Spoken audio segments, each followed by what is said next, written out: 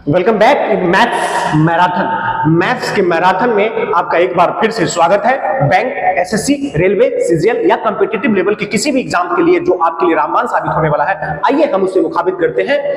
BCC परिवार आपके सफल, सुखद और समृद्ध जीवन की मंगल कामना करता है। मैं परमपिता परमेश्वर से यही दुआ करता हूं कि आप मेरे व्यूअर्स हो या ना हो, आपकी सफलता सुनिश्चित हो। जो ऑफलाइन वाले बच्चे हैं, जो आसनसोल से हैं, जो रानीगंज से हैं, जो दुर्गापुर से है, जो वर्धमान से है, वो जितनी जल्द हो सके आप ऑफलाइन क्लास को ज्वाइन करने की कोशिश करें। आपको यहाँ का एक एनवायरनमेंट ऐसा मिलेगा, एक ऐसी वातावरण मिलेगा जिसको आप फील करेंगे दिल की गहराइयों से, और आपको लगेगा कि आसनसोल में ये पटना और दिल्ली से भी बेहतर माहौल कैसे पॉसिबल है। आप आइए, आपका स्वागत है, आपका वेलकम है। जो भी हमारे लोकल क्षेत्र के बच्चे हैं जल्द से जल्द ज्वाइन करें, चाहे वो कॉम्पिटिटिव एग्जाम्स हो या फिर एकेडमिक क्लास हो, 9th-10th के मैथमेटिक्स हो, क्लास 1 to 10 तक CBSE, ICSE board, Hindi medium के बच्चे जो एकेडमिक क्लास के हैं वो भी इस संस्थान से जुड़े, क्योंकि एक बेहतरीन माहौल मैंने देने की कोशिश कर रहा हूं और दे रहा हूं। हमारी सारी फैकल्टीज जो है मिलकर इस पर काम कर रहे हैं। आइए इधर उधर की बात ना करते हुए हम कंटेंट पे ध्यान देते हैं। डियर स्टूडेंट, परिचय करा दूं। क्वेश्चन नंबर 1, ये अक्सर आपसे पूछा जाता है पक्षी और गाय वाला। निश्चित उपहार, इसमें दो अभाज्य संख्याओं पिता और पुत्र की आयु, 5 लड़कों की औसत आयु, यदि किसी खिलौने का विक्रय मूल्य उसके क्रय मूल्य का 3/5 है तो हानि प्रतिशत 7 नंबर है, यदि 81% समथिंग। यानी सारे क्वेश्चन अपने आप में यूनिक है। आप ध्यान से देखेंगे, एक पालतू जानवर की दुकान में कुछ पक्षी और कुत्ते हैं। यदि जंतुओं की संख्या 35 है और उनके पैरों की संख्या 100 है तो पालतू जंतुओं की दुकान में पक्षियों की संख्या ज्ञात कीजिए। मेरे दोस्त, मैंने कल के क्लास में भी एक चीज आपको बताया था, 35। इसमें पक्षी है और कुत्ते हैं, तो इसमें पक्षी का मतलब वर्ड्स ले लीजिए, यानी वर्ड्स मतलब पक्षी। आइए डॉग है, आपसे पक्षी की संख्या पूछ रहा है, जो आपसे पूछे ना उसी को आप मान लीजिए, आपके लिए कारगर साबित होगा। मान लीजिए अगर पक्षी x है, सिर है, यानी 35 सिर है, तो जितने भी जानवर होते हैं उसके सिर एक ही होते हैं। लेकिन कुछ जानवर ऐसे होते हैं जिनके 2 पैर होते हैं, कुछ ऐसे होते हैं जिनके 4 पैर होते हैं। तो पक्षी जितने भी होते हैं उस सबके 2 ही पैर होते हैं, और कुत्ते जितने भी होते हैं उसके 4 पैर होते हैं। तो पहले सर एक ही होता है, हेड जो है एक ही होता है, इसलिए अगर ये x है तो ये 35 माइनस x, एकदम सिंपल वे में बना लीजिए। इसको आप 2 से मल्टीप्लाई कर दीजिए प्लस, और इसको आप 4 से मल्टीप्लाई कर दीजिए। क्यों किया सर ऐसा आपने?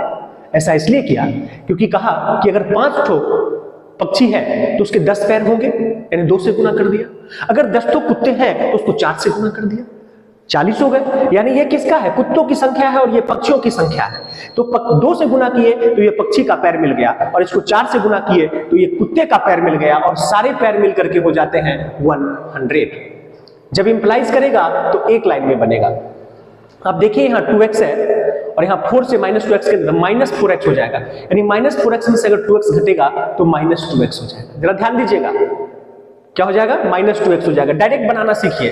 35 को 4 से गुना करेंगे तो 5 चौका 20 हो जाएगा, 4 तिया 12 और 2 14, 140 हो जाएगा। क्या हो जाएगा? 140, और 100 पहले से है, 140 इधर आ जाएगा तो क्या हो जाएगा? -40, माइनस से माइनस कैंसिल, 2 से। कितना सिंपल और सुगम है, सो देखिए।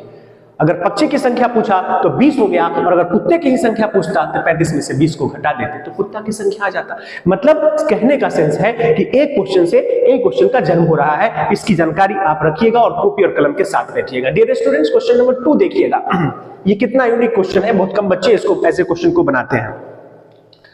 आपसे कहता है कि 28 किटकैट चॉकलेट है और 46 5 स्टार चॉकलेट है। बॉक्स में से कितनी 5 स्टार चॉकलेट निकाली गई ताकि बॉक्स में 70% चॉकलेट किटकैट के हो? यानी किटकैट तो उतनी ही है, किटकैट तो उतनी ही है, बस एक लाइन में मैं इसको डिजाइन कर देता हूं।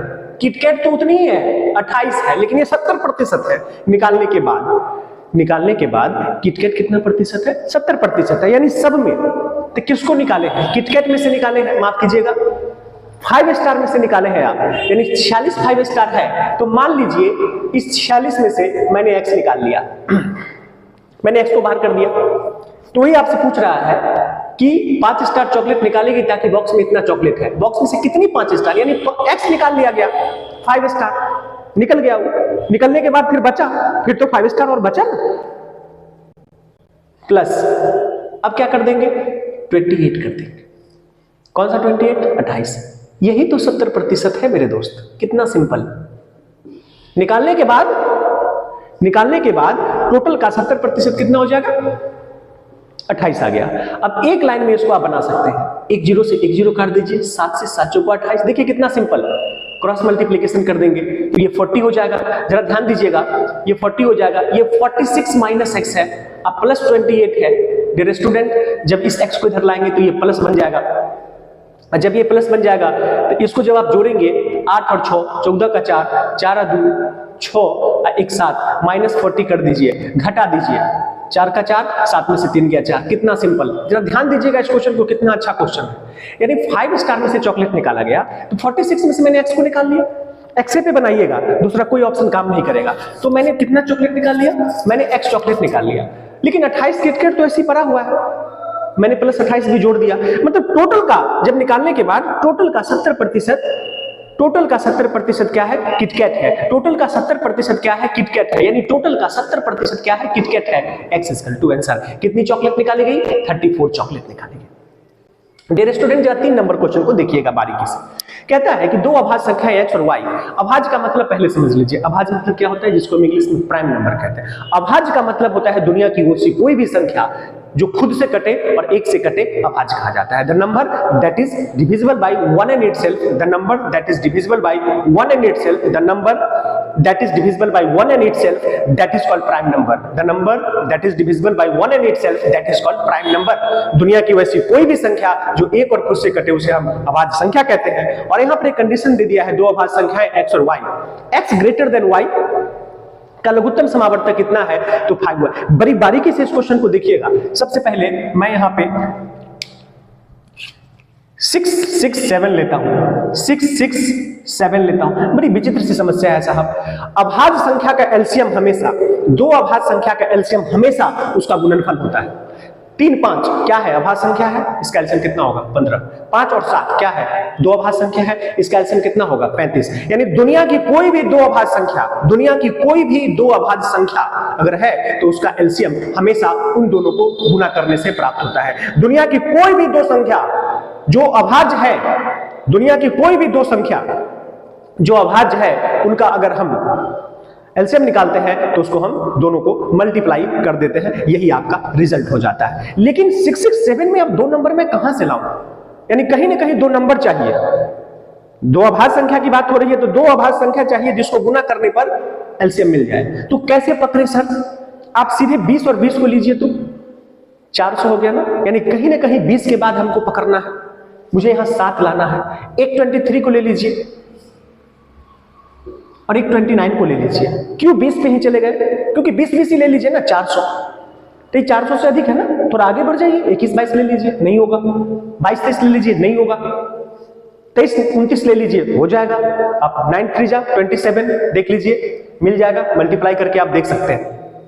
अब जरा ध्यान दीजिए, तो इसमें लेकिन एक कंडीशन दे दिया, x ग्रेटर देन y, यानी ये x होगा और ये y होगा, क्योंकि x बड़ा है किससे, y से। x बड़ा है किससे, y से। तो आप कर दीजिए 5y कितना, 23 माइनस 29 इंटू 3 कर दीजिए। अब तो मुझे लगता है कि कुछ बचा नहीं, आप कर लीजिए ना, इतना तो आप कर सकते हैं। देखिए, तलाशिए कौन सा आंसर है आपका। चलिए 4 नंबर देखिए, पिता का आयु पुत्र की आयु का 4 गुना है 5 वर्ष पहले। पिता का आयु पुत्र की आयु का 4 गुना है 5 वर्ष पहले। पिता की आयु पुत्र की आयु की 5 गुना थी। पिता का वर्तमान आयु कितनी है। मेरे दोस्त, जब भी एज का सवाल पूछे ना तो उसको कभी टेक्निकल मेथड से नहीं बनाइएगा, डायरेक्ट मेथड से बनाने की कोशिश नहीं करिएगा, इसको एक्स पे ले जाने की कोशिश करिएगा। एफ स्टैंड्स फॉर फादर और एस स्टैंड्स फॉर सन। पिता की आयु पुत्र की आयु का 4 गुना है। पिता की आयु पुत्र की आयु का 4 गुना है मतलब वर्तमान है मतलब वर्तमान है। 5 वर्ष पहले ले जाइए, पहले सबको, बढ़ेगा तो दोनों, घटेगा तो दोनों। 5 वर्ष पहले पिता की आयु पुत्र की आयु के 5 गुना थी, बस यही बराबर दे दीजिए। पहले मैं 5 वर्ष गया, पहले 5 वर्ष पहले पिता की आयु पुत्र की आयु का 5 गुना। 5 वर्ष पहले पिता की आयु पुत्र की आयु का 5 गुना। 5 वर्ष पहले पिता की आयु पुत्र की आयु का 5 गुना। जरा ध्यान दीजिएगा इस पे क्या है, 4x minus 5 is equal to 5x minus 25। Dear students, x equal to निकल गया, इस 4x को उधर ले जाइए तो x हो जाएगा, 25 को उधर ले आइए प्लस हो जाएगा, ये -5 उसमें से चला जाएगा तो क्या बचेगा 20। क्या पूछा आपसे? आपसे पूछा कि पिता का वर्तमान आयु कितना है। मेरे दोस्त पिता यहां पे है, 20 चौका 80। कितना सिंपल, कितना सिंपल और कितना सुगम। देखिए एक लाइन, 5 लड़कों की औसत आयु 16 वर्ष है, जिसमें 4 लड़कों की औसत आयु 16 वर्ष 3 महीने है। 5वें लड़कों की आयु कितनी है? एक लाइन में बना दीजिए। 5 लड़कों की औसत आयु कितना है? 5 लड़कों की औसत आयु 16 है। 16 गुने 5 कर दो माइनस, और 4 लड़कों की औसत आयु कितना है? 16 वर्ष 3 महीने है। ध्यान देना जरा, तो 4 लड़के गुने 16 प्लस 3/12 आंसर। पांचों के टोटल में से चारों का टोटल घटा दीजिएगा ना, तो 5वें का ना आएगा हो। इतना दिमाग पर जोर देने की क्या जरूरत है? पांचों के टोटल में से चारों का टोटल घटा दीजिएगा तो 5वें लड़के का आएगा ना। तो थोड़ा कैलकुलेशन में आपको कठिनाई होगी, मैं कर ही देता हूं। 3 से इसको काट दीजिए। क्यों किए सर 3/12? क्योंकि ये 16 वर्ष ही 3 महीना है, तो वर्ष में वर्ष जुड़ता है, महीने में महीने जुड़ता है, दिन में दिन जुड़ता है। तो 16 × 80 कर दीजिए, हो गया 4 गुने। जरा ध्यान दीजिएगा, क्यों 12 से? समझ गए? इसको वर्ष में कन्वर्ट कर दिया। महीने को वर्ष में कन्वर्ट करना होगा तो 12 से भाग दे दीजिए। दिन को वर्ष में कन्वर्ट करना हो तो 365 से भाग दे दीजिए। महीने को वर्ष में कन्वर्ट करना हो तो 12 से भाग दे दीजिए, और दिन को कन्वर्ट करना हो वर्ष में तो 365 से भाग दे दीजिए। एक चीज मत सीखो, सब कुछ सीख लो ना। 4 गुने क्या है? 16 चौका 64, एक बचा है तो 65/4। देखिए तो कितना सिंपल। 80 में से 65 को घटा दीजिए, मुझे लगता है 15 वर्ष। खुशी खुशी आंसर है। यदि किसी खिलौने का विक्रय मूल्य, यदि देखिए कितना सिंपल, यदि किसी खिलौने का विक्रय मूल्य उसके क्रय मूल्य का 3/5 है, कुछ नहीं है साहब। विक्रय मूल्य का मतलब एसपी और क्रय मूल्य का मतलब सीपी। एक लाइन में देख लो, हानि हो रही है ना? क्या हो रही है? हानि हो रही है। तो ये जो नीचे वाला है ना, हानि के सेंस में क्रय मूल्य ज्यादा होता है, तो 5 रुपया क्रय मूल्य और उसको बेच दिया 3 रुपया में। देखिए कितना सिंपल। 3/5 में हम सीपी क्यों लिए 5?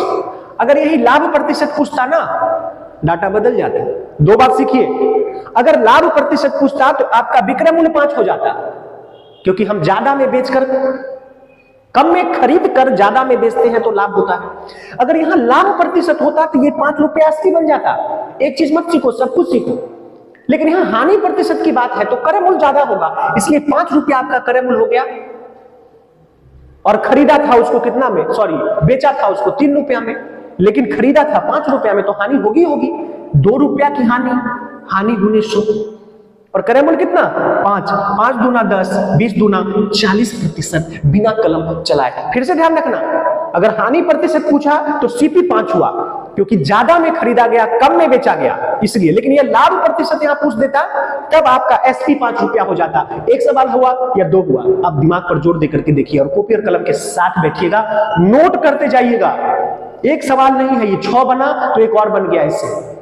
हानि प्रतिशत पूछा तो क्या होगा और लाभ प्रतिशत पूछा तो क्या होगा। डियर स्टूडेंट, 7 नंबर सवाल में देखिए, एक लाइन में बन जाएगा।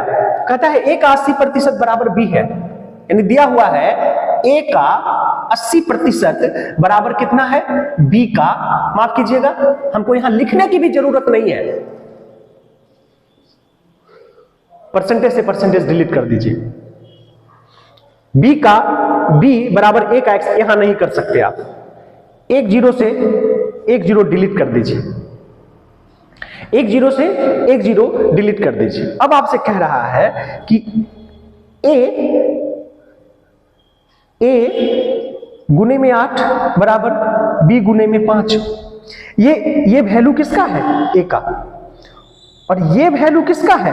बी का। अब आपसे कह रहा है कि b बराबर a गुने x बटा 100। देखो कितना सिंपल क्वेश्चन है। a इधर वाला संख्या किसका? a का। इधर वाला संख्या किसका? b का। तुमसे पूछ क्या रहा है? x। तो तुम्हारे पास तो a b का वैल्यू है साहब। क्या है? a का वैल्यू क्या है? 5। ले लीजिए 5 इंटू x बटा 100 कर दीजिए। b का वैल्यू कितना है? 8 है। बस हो गया। अब मुझे लगता है कुछ बचा नहीं।